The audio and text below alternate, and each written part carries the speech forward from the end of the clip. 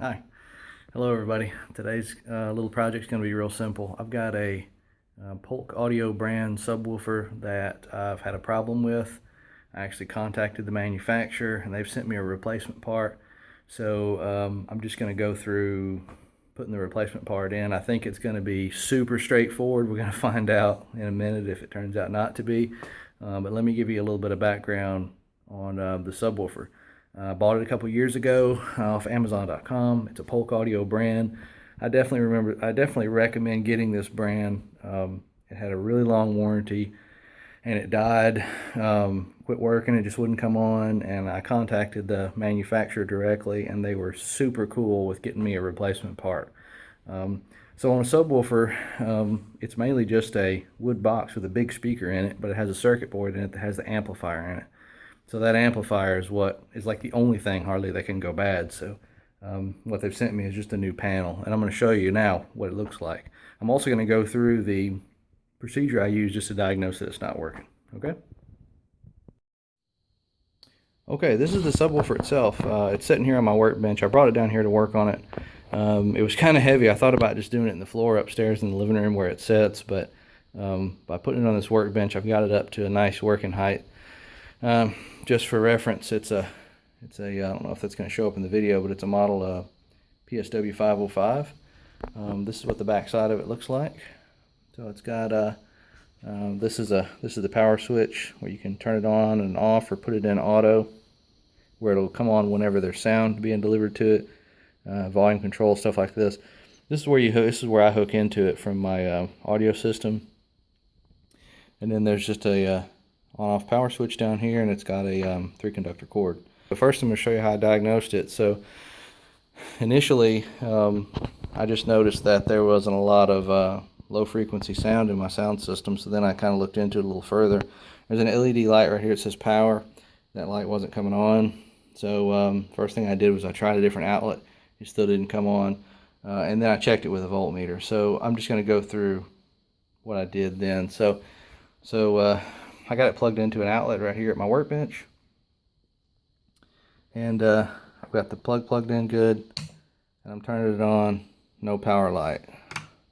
And this switch, as you can see, there's no power light at all. So that's pretty much the diagnosis. The only thing I'm going to do is I'm going to pull this out, and I'm just going to demonstrate with this voltmeter here that there's 120 volt going into the thing. This part's really simple, but it's definitely worth doing just to make sure that you don't have a bad outlet or a bad cord. So I'm just going to put my voltmeter on AC volts. And then I'm going to take the two leads. This is the cord that I was just checking with. You can see it's showing 0 volts now. I'm just going to put it in there, and I'm getting 122.4 volts. So that makes sure the cord and the outlet's good. So that demonstrates that the subwoofer was getting voltage, but still wasn't working. Okay, this is what I was shipped from Polk Audio. So I called them up and told them what it was doing, and they authorized the shipment very easily of this circuit board. So they sent me a new power cord, as if you need another one of these lying around. And this is the new circuit board. I'll tell you what I'm going to do, and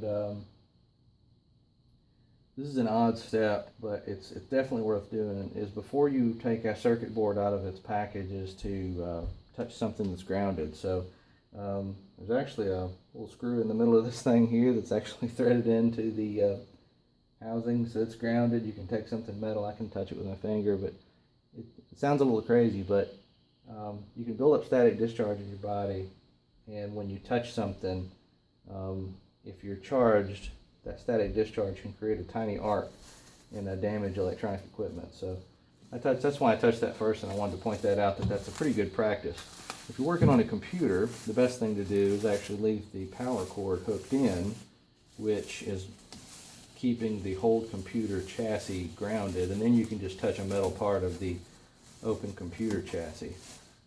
So that's a practice I do when I'm working on a PC.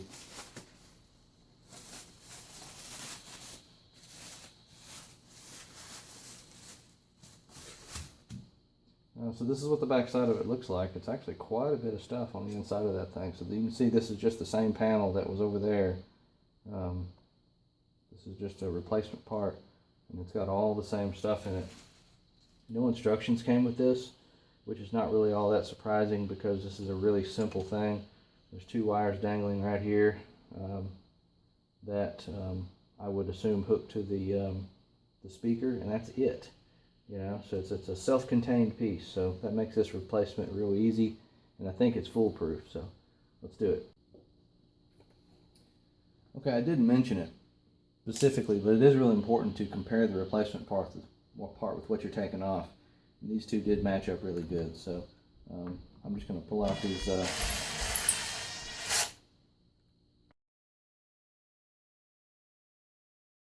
I've taken all of them out except the last one at the top here because you never know how this thing might have to be supported when it's being taken out. So.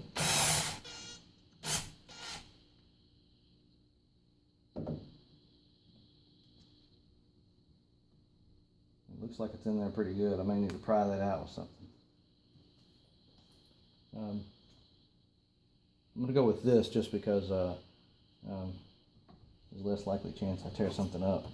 This is actually a piece of a kit that I've got for working on car interiors. If you just use a metal screwdriver to do this, you're going to mess something up and you're going to leave a mark. So that's just a little plastic piece that does the same thing. Okay.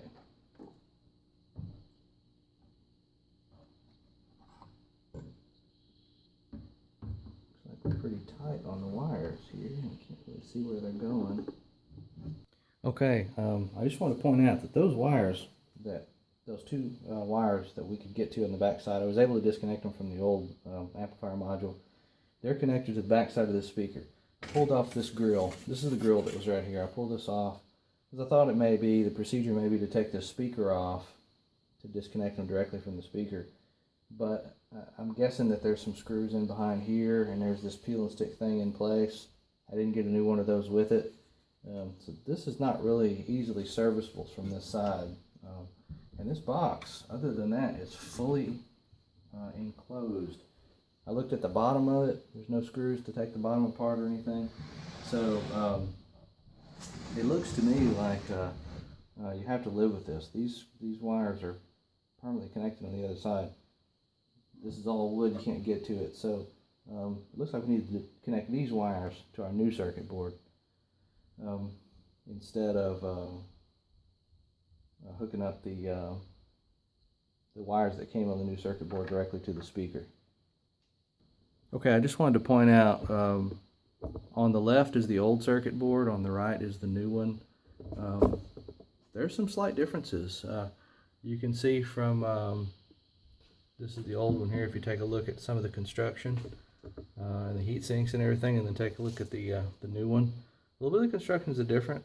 It's different. The circuitry looks a little different. That's not uncommon as manufacturers improve their designs and stuff like that. Okay, I wanted to point out when I went to disconnect the wires on here, the black wire came off right here really easy. The red wire didn't. So I'm just going to show you what's going on. I pulled back this little rubber sleeve. And this is actually a pretty fancy little quick connect tab. It has a locking mechanism in it. So it's going to be hard to see, but there's actually, once you pull this rubber thing back, there's a little tab. So you pull on this as hard as you want, it's not going to budge. But you push down on a little tab right there, it'll slide right off. So again, it's a pretty special quick connect terminal.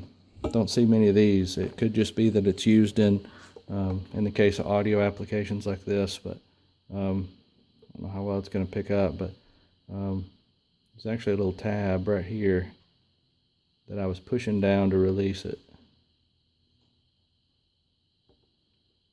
When you slide it on, that locks in place, and then you release it by pushing that tab, and it moves that little lever so you can get it off.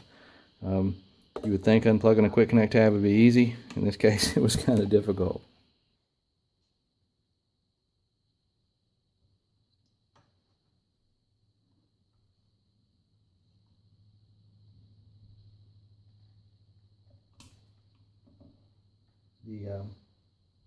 The existing wires have the same the same kind of locking tabs too. So I hook those up the same way.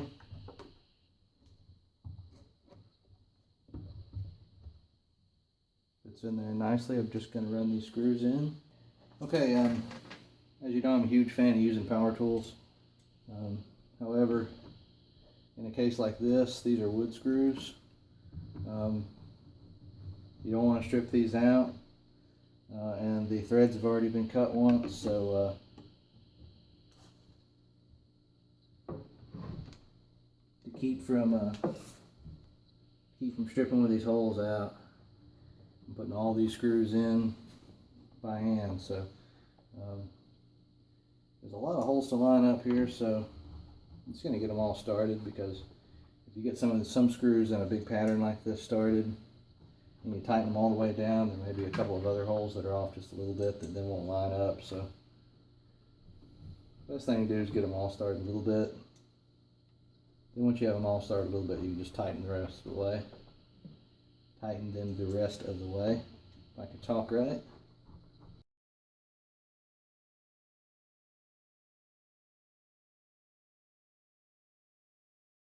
Started.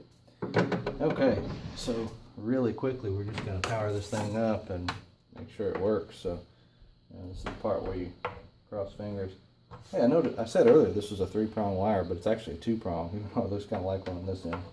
So no ground wire, which I think is pretty common on subwoofers. Okay.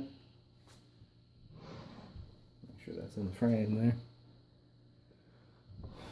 Alright, so for the best, power it up. Power light's on. Okay, that's a good sign. Of course, in standby mode, it's off until it gets audio. Or in standby, it's off. In auto mode, it's off until it gets audio, which I believe is the red LED, and then in on mode, it's powered up. So looks like we're good to go. I am gonna take it upstairs, hook it into the sound system, and turn it on just to make sure it's working. But looks like this project's good to go.